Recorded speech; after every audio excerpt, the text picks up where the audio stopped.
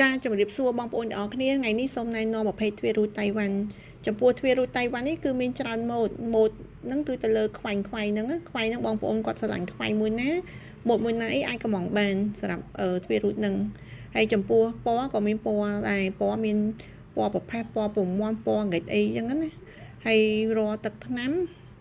គឺទឹកថ្នាំផ្សេងមិនមែនជាទឹកថ្នាំបាញ់ទេ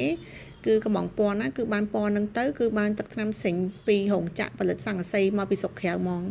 ហើយរាល់ការយើងផលិតចេញជាទ្វាររូតតៃវ៉ាន់នេះគឺយើងផលិតផ្ទាល់ខ្លួនឯងហ្មងអញ្ចឹងរាល់តម្លៃ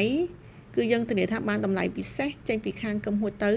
រាល់ដេប៉ូហើយនឹងជាងដៃដែលគាត់យកទៅលក់បន្តនិងម្ចាស់បូរីគម្រោងបូរីអីគឺគាត់យកទៅលក់បន្ត